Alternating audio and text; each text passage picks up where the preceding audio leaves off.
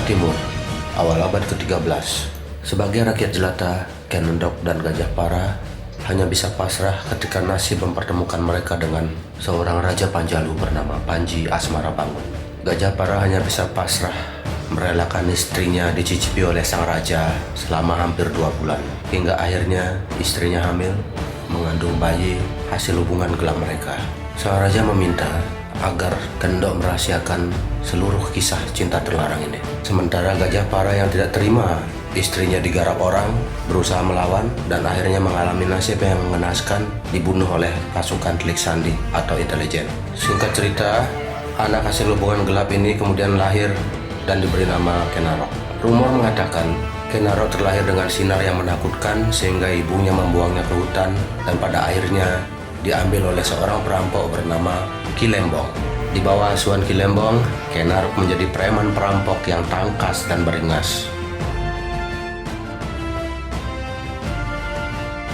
Cerita lalu bergulir.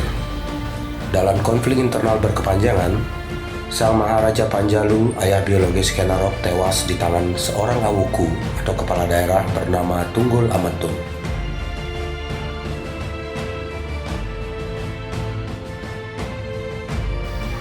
Awuku yang sama membunuh ayah Ken Dedes.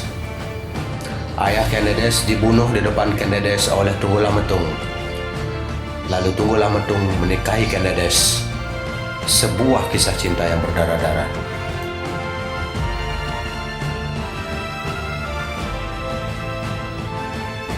Namun mungkin sudah kehendak dewata, pada suatu ketika Ken Arok harus bertemu dengan sosok Ken Dedes.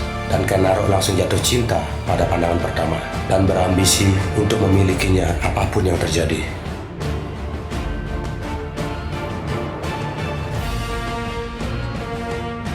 Cerita lalu bergulir di mana seorang Brahmana bernama Janggan Wilutama memberitahukan kepada Ken Arok siapa sebenarnya dirinya, dan dari ibunya Ken Arok mengetahui siapa identitas ayahnya yang asli.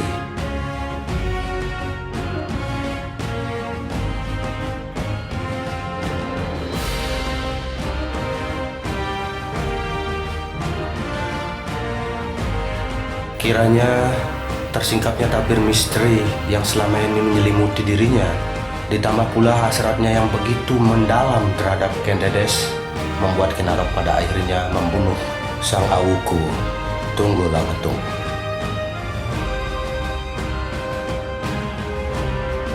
Ken Dedes lalu menikahi Ken Arok, sosok yang pembunuh dari ayahnya. Menurut kitab para raton, Ken Arok lalu mendirikan kerajaan Tumapel dan bergelar Rajasa Sang Amurwa Bumi. Kerajaan yang didirikan inilah yang menjadi cikal bakal kerajaan yang dikenal dengan nama Singosari dan Majapahit.